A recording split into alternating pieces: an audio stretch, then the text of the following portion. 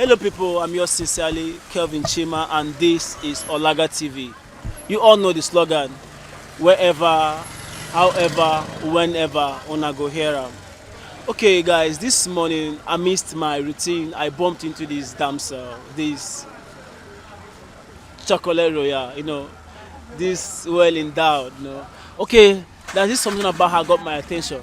Omo, this babe dey hustle, as in she dey hustle as a keke rider.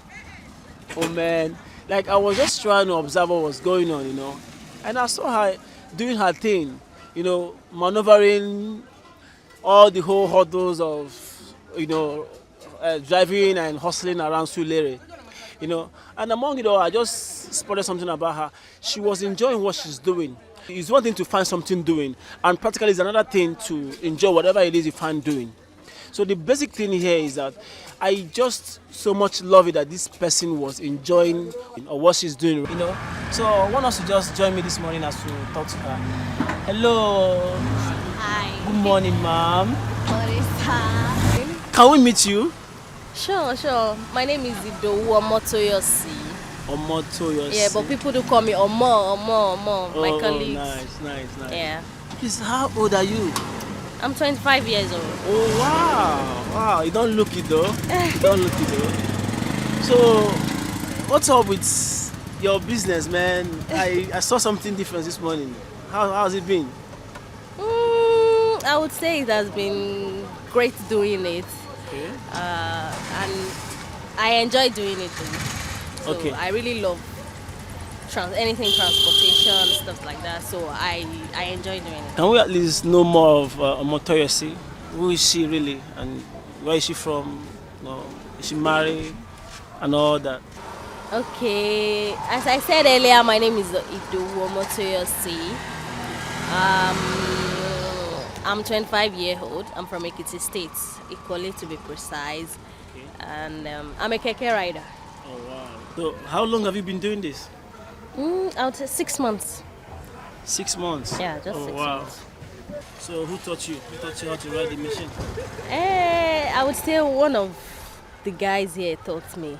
Have you ever bashed anybody? Or Of course, when I started, I did that around Shita. So it was a new Range Rover, in fact. So I was like, I wanted to, I want to dive out, like to walk out of the corner I was parking. Like I dropped some passengers, so I just had to, crash the bomb. And it was a new car. The man was, I was like, my mind was, yay, what did I say? So when I came down, the driver was like, oh yeah, come and see what you did. Oh yeah, you have to find something to do. So the owner came down and I was like, who drive it? I said, I'm the one. So I said, oh, go. So I was so happy. I had to thank him. Say, just go. So far, so good. How would you rate this kind of work you do? No, though I would say it's stressful. Yeah. This work is stressful, but me myself, I can't really say why I really choose, but I just enjoy doing it. That's why I'm interested in doing it. It's stressful, though. It's stressful, but we are managing, trying. You purposely chose this, or this chose your situation? I would say situation. Oh wow. Wow. Okay. So, does any member of your family do same kind of business? No, at all. How has your mom, dad, family been supportive of this kind of work you do? I would say my mom is late. Okay. So, but my dad, when I told him, he was surprised. I was like, are you for real? I said yes. He still didn't believe though, because he hasn't seen me driving it, so he still didn't believe me. Okay. At what point was he aware? Like, did you inform him before taking up the tutorial part of the work? No, I already started before telling him. So he didn't believe though. He still didn't believe. Let's talk about education. Okay. How far so far education? Yeah, I'm an ND holder from Ibadan Polytechnic. I went to Ibadan Polytechnic, so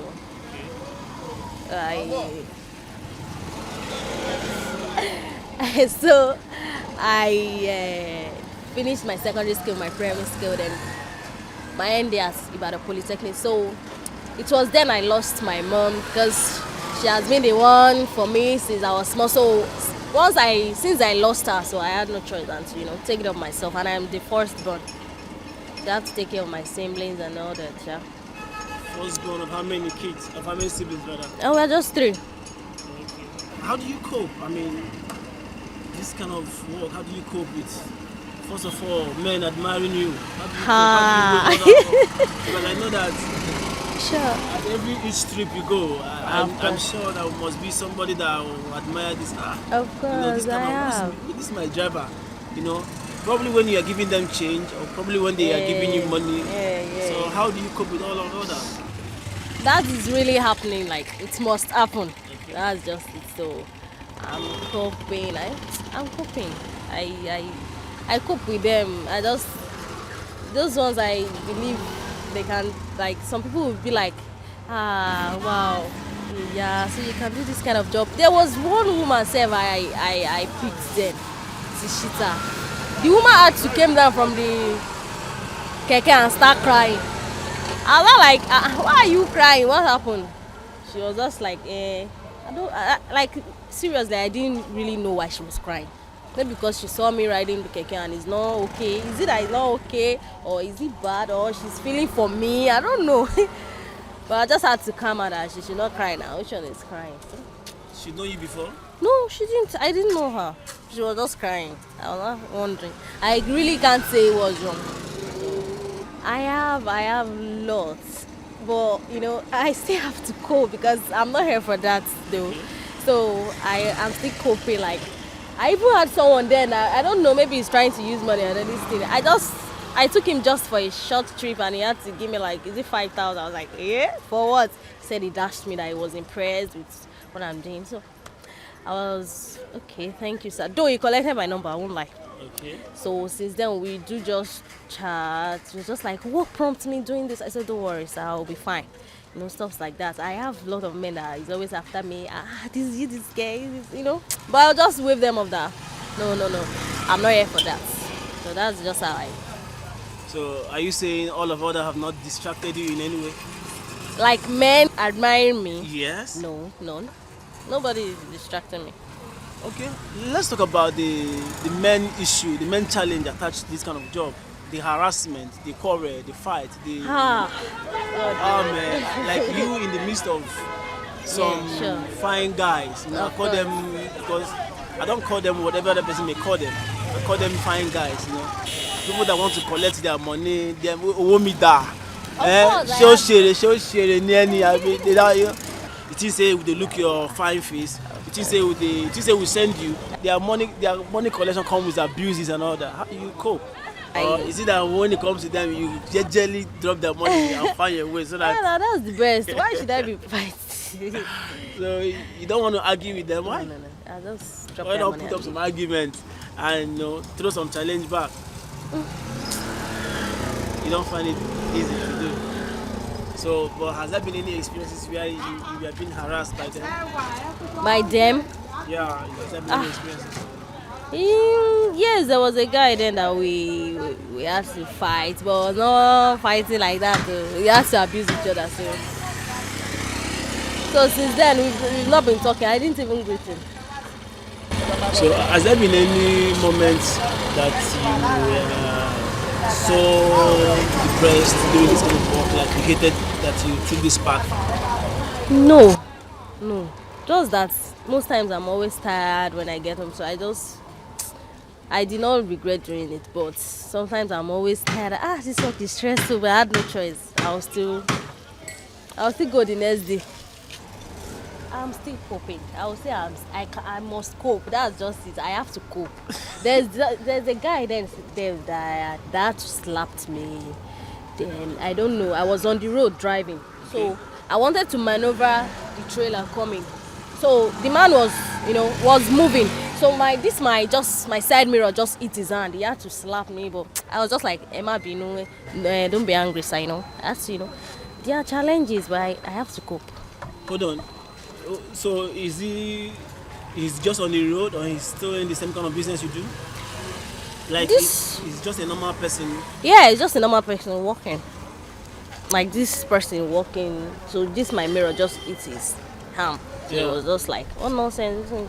He had to slap me. So I had to, Oh, that's Tis well. that's bad. That's bad. So far, has there been any kind of regrets in this kind of work you've chose to do? Mm, will I say I have any regrets? Maybe I would say when I started learning, I had different wound on my hand. Even that day when I got home, because I learned this my driving from an old machine, a very old one. No, not the person taught me with an old machine. So I was like, hey God. So when I got home that very first day, oh, my body was paining me. I was crying like correct tears coming out from my eye. I was like, hey God, who sent me this kind of. But because I was interested, I loved doing it. So I didn't relent. Like, I wasn't discouraged with that. So I'm not sure I have any other regrets aside from that. So I'm not sure. Before now, did you try to seek for any other job? Did you try to apply for any kind of official job before standing for this? I've applied for some work, then I've once worked with MTN. Okay. Yes. And I've once work on my own, like my handwork. But since they are not really giving me what I want, I had to, switch.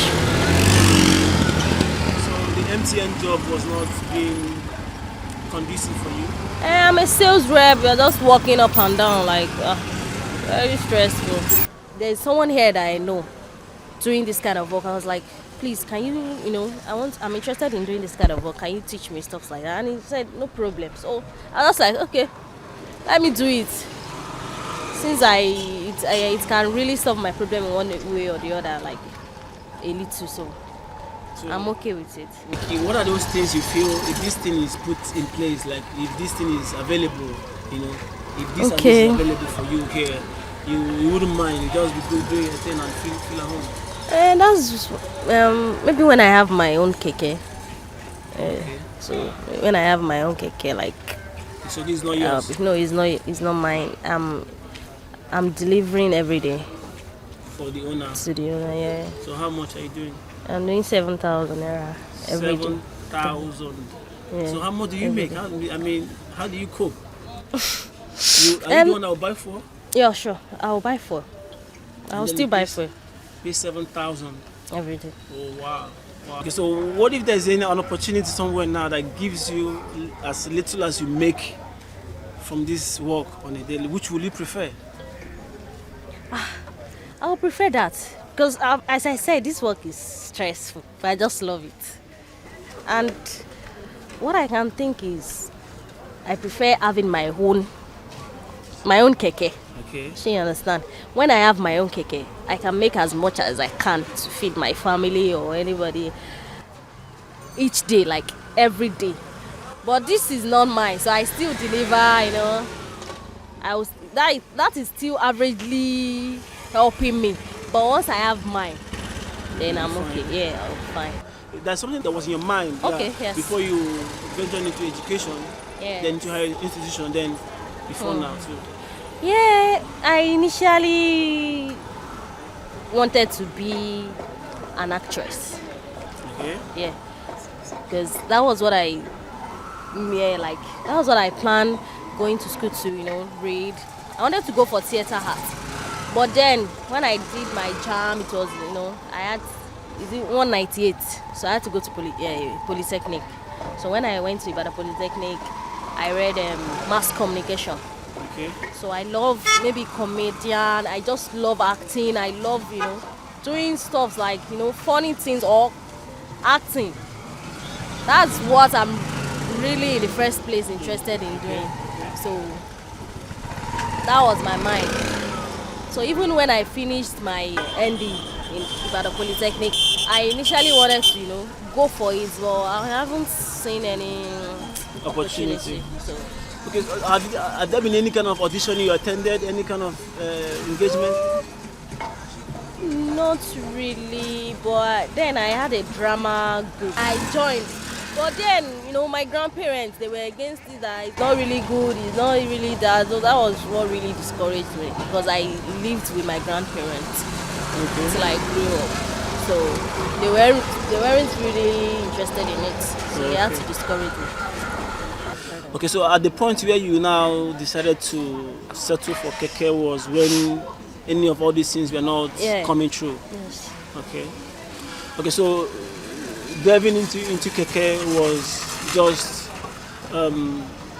to pay bills and just to be comfortable. Yes. Okay, and keke is something that you just want to hang in for now. Yes. Okay, so basically you wish if you have the opportunity of owning your own keke, probably you will use this opportunity to now make a dream out of it.